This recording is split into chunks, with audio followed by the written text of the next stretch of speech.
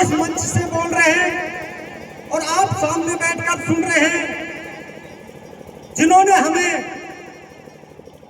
बोलने, पढ़ने, लिखने और अच्छे कपड़े और एक बिस्लेरी बोतल से पानी पीने का हक दिया, ऐसे महामानव का जन्मदिन है। तो आप सभी को बहुत बहुत बधाई, शुभकामनाएं। दूसरी शुभकामना मैं ये देना चाहता हूं कि आज के दिन 14 अप्रैल 1984 को माननीय काशीराम जी ने आज आपके लिए घर बना के दिया, जिनका नाम बहुजन समाज पार्टी है। आपको इन दोनों ही डबल बधाई और बहुत बहुत शुभकामनाएं।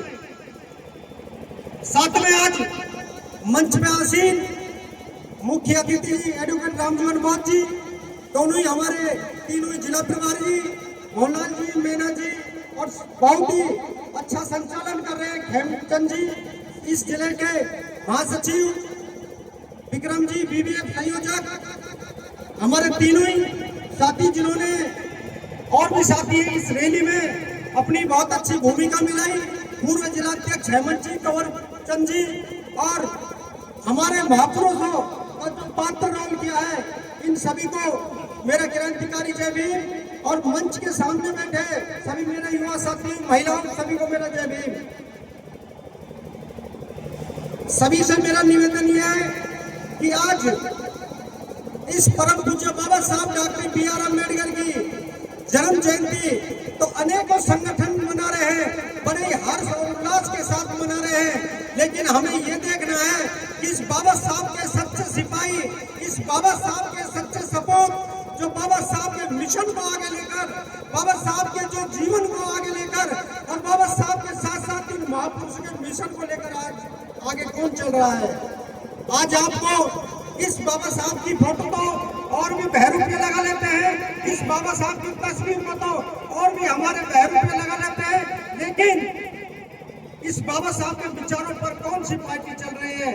आज हम उन फोटो को देखकर उनकी तरफ लालान्वित हो जाते हैं, और हमारा जो बाबा साहब ने जो हमें बहुत महत्वपूर्ण अधिकार दिया है, उस अधिकार के बारे में हम भूल जाते हैं।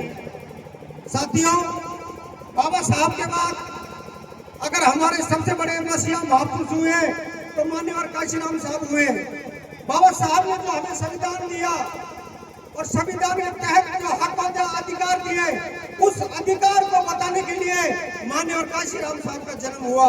बाबा साहब ने जो हमें महत्वपूर्ण इस देश का राजा बनने के लिए वोट का अधिकार दिया, उस वोट के अधिकार की महत्व समझाने के लिए माननीय काशीराम जी इस देश में जन्मे थे, और माननीय काशीराम जी ने आज हमें इतनी बड़ी एक राष्ट्रीय पार्टी बना के दी है, जिसका नाम बहुजन समाज पार्टी है, और जिसकी राष्ट्रीय अध्यक्ष एक लेडीज है, एक महिला है, आपके समाज की है, जिनको हम आदरणीय बहन कुमारी मायावती जी कहते हैं। आज बहन कुमारी मायावती जी ने अपने घर परिवार तक नहीं बसाया। क्यों नहीं बसाया? क्योंकि माननीय काशीराम की राह पर चली थी।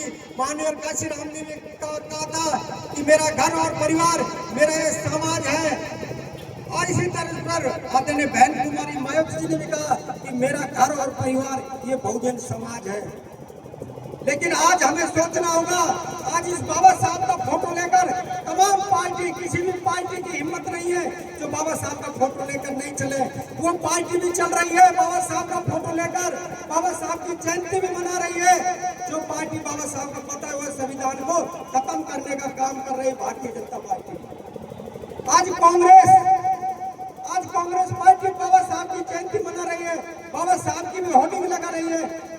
जो पार्टी बाबा साहब को कदम कदम पर रोड़े अटकाने का काम किया था, बाबा साहब को 3 चुनाव में हराने का काम किया, बाबा साहब को संविधान सभा में ना जाए 1946 का चुनाव हरा था। बाबा साहब आजाद होने के बाद 1952 का उनके निजी सचिव को खड़ा कर बाबा साहब को चुनाव हराया था। 1954 को इसी कांग्रेस ने बाबा साहब को चुनाव हराया था। बाबा साहब ने दुखी होकर कानून मंत्री के पद से इस्तीफा दिया, और इस्तीफा देकर अपने समाज से कहा था, समाज के लोग निकल गए हैं बाबा साहब, अगर आप मुझे 10% भी चाहते हो, अगर मुझे आप लोग लाइक पसंद करते हो, तो कभी भी इस कांग्रेस को वोट तो देने की दूर की बात है, कभी भी 54 का सदस्य भी मत बनना। क्योंकि मान्यवर काशीराम ने कहा था हमसे, वोट और बेटी एक ही राशि होती है।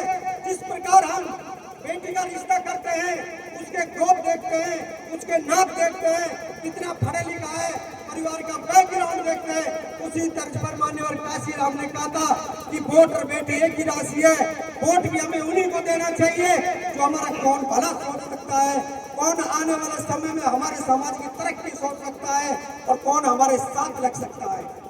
आज कांग्रेस बीजेपी के सारे नेता आते हैं, आप लोगों के छलावा के अलावा कुछ नहीं है।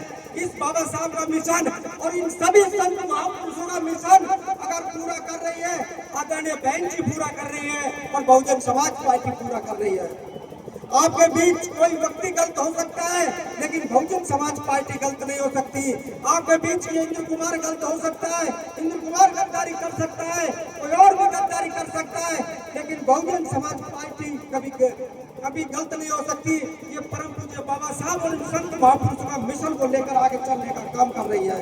साथियों, समय समय पर हमारे बीच हमारे अनेक नेता आप लोगों को हम लोगों को बता रहते हैं। आज बाबा साहब की जयंती पर डबल खुशी है, बहुजन समाज पार्टी की स्थापना हुई है। हमारे और भी वक्ता है, मैं आपको पुनः बाबा साहब के जन्म दिवस और बहुजन समाज पार्टी के जन्म दिवस की पुनः बधाई देता हूं। और ये बाबा साहब की जयंती, बहुजन समाज पार्टी की स्थापना दिवस हमें यही न मनाकर हमारे घर पर भी मनाना चाहिए। हमारे घर पर भी होली दिवाली की तरह फटाखे लेके जाओ, बच्चों को 10-20 रुपए के फटाखा दो, फटाखा चलाएं, अपने घर पर लाइटिंग लगाओ। अगर लाइटिंग नहीं लगा सकते तो 150 रुपए की मोमबत्ती ले जाओ, मोमबत्ती चारों तरफ लगाओ। हमारा अड़ोसी पड़ोसी दूसरा गांव वाला, अगर दूसरा परिवार वाला देखेगा कि आज नहीं क्या है, उनको भी पता लगना चाहिए कि आज हमारे भगवान जो वास्तविक भगवान है, जो काल्पनिक भगवान है, उनका भी इलाज इसी बाबा साहब ने किया था। जो काल्पनिक भगवान हम लोग पर थोपे जाते हैं, अगर उसका अदालत में फैसला भी किया था तो इस बाबा के संविधान के तहत ही किया था। उनको भी पता लगे कि आज हमारे मसीहा, आज हमारे भगवान परम पूज्य बाबा साहब डॉक्टर BR अम्बेडकर का जन्मदिन है।